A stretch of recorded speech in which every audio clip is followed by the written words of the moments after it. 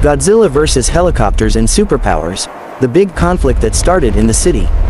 The city of Neon Heights was known for its towering skyscrapers, glowing billboards, and constant hum of life. People from all over the world came to witness its beauty, but no one could have imagined the chaos that was about to unfold on an otherwise ordinary evening. It began with a strange tremor. At first, it was subtle, just a slight vibration beneath people's feet. Some thought it was construction, others blamed passing trains. But within minutes, the tremors grew stronger. Cars rattled, windows shook, and alarms began blaring across the city. Then came the roar. A deep, thunderous sound echoed through the skyline, sending chills down every spine. People froze, looking around in confusion and fear. And then, from beyond the harbor, something massive began to rise. Godzilla had awakened. The gigantic creature emerged from the ocean, water cascading off its enormous body as it stepped toward the city.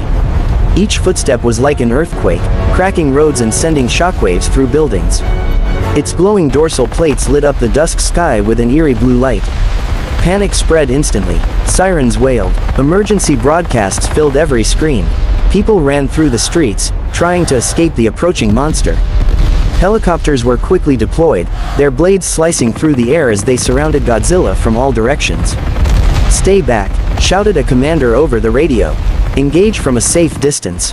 Missiles were launched. Explosions lit up the sky as helicopters fired everything they had. Smoke surrounded Godzilla's massive frame, but when it cleared, the creature stood unfazed. It let out a deafening roar and swung its tail, sending a nearby helicopter spiraling into a building. The military quickly realized this was no ordinary threat. Meanwhile, far above the chaos, a group of individuals watched from the rooftop of a high-rise building. They were not soldiers. They were something more, something extraordinary. They were known as the Vanguard. Each member possessed unique superpowers, abilities that had been kept hidden from the world, until now. "This is worse than we expected," said Arya, the team leader, her eyes glowing faintly with energy.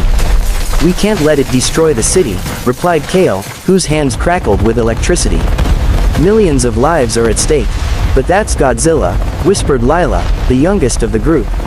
"Can we even stop it?" Arya took a deep breath. "We have to try." With that, the Vanguard leapt into action. Kale jumped from the building, electricity surging around him as he flew toward Godzilla. Arya followed, creating a glowing shield around herself. Lila used her telekinetic powers to lift debris from the streets, clearing paths for civilians to escape.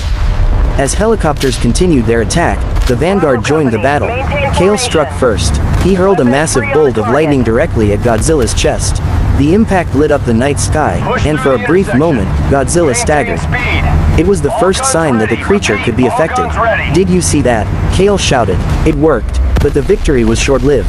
Godzilla's dorsal plates began to glow brighter. It opened its mouth, and a powerful beam of atomic energy shot out, slicing through the air. Kale barely dodged it as the beam destroyed an entire section of the city.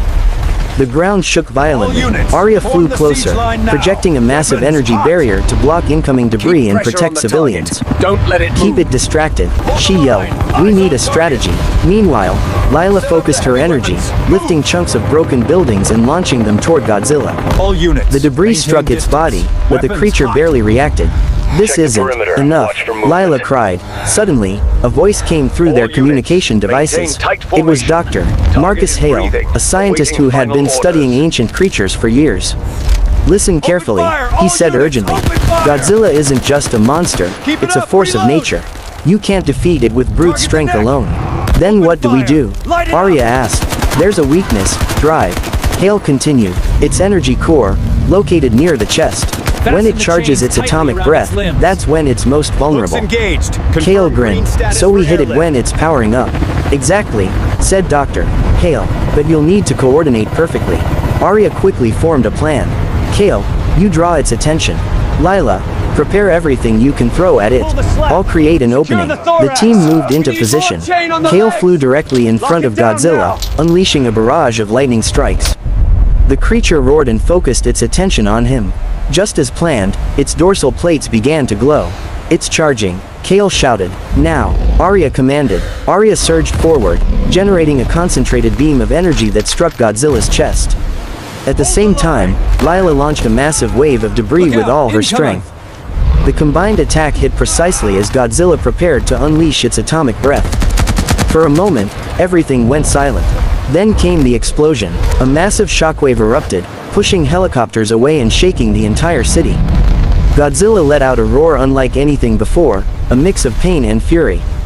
It stumbled backward. "Did we do it?" Lila asked, her voice trembling. But the battle wasn't over. Godzilla regained its footing, angrier than ever. Its eyes glowed with a fierce intensity, and it began moving deeper into the city. "It's adapting," Arya said. "We need something stronger." As hope began to fade, something unexpected happened. From the ground below, people started to fight back, not with weapons, but with courage. Emergency teams rescued trapped civilians, firefighters battled flames, and ordinary citizens helped one another escape. The city refused to fall. Inspired by this, the vanguard pushed forward. "We're not alone," Kale said. "Let's finish this." Arya nodded. Together, combining their powers, the team created a final attack. Kale channeled all his electricity into Arya's energy field, amplifying its power. Lila gathered every piece of metal and debris she could find, forming a massive projectile. As Godzilla prepared another atomic blast, the vanguard struck. Their combined attack hit the creature's energy core with overwhelming force. This time, the impact was undeniable. Godzilla let out a final roar, its glow fading as it staggered. Slowly, it turned away from the city and retreated toward the ocean. The battle was over. The helicopters hovered cautiously, watching as the massive creature disappeared beneath the waves. The city was damaged, but it still stood. People emerged from hiding, looking up at the sky where the vanguard floated. "They saved us," someone whispered. For the first time, the world saw the existence of superpowered heroes.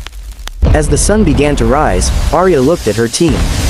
"This was just the beginning," she said. Kale smiled. "Yeah, and next time, we'll be ready." Lila looked out at the city, her fear replaced with determination. "Whatever comes, we'll protect them." Far out in the ocean, deep beneath the surface, a faint blue glow flickered once more. Godzilla was not gone. It was waiting, and the world would never be the same again. Akshara, Part 300 words. The morning sun rose gently over the city, but for Akshara, peace was still far away. After everything that had happened, she stood on the rooftop, looking at the horizon with determination in her eyes. The battle from the previous night had changed her forever. Her phone buzzed suddenly. It was Arav. "Akshara, we have a problem." His voice sounded tense. "The energy readings we detected, they're back. And stronger than before." Akshara's grip tightened. "Where?" "Near the old industrial zone. You need to come now." Without wasting a second, Akshara rushed to the location. The streets were unusually quiet, as if the city itself sensed danger. When she arrived, she saw a strange glowing crack in the ground,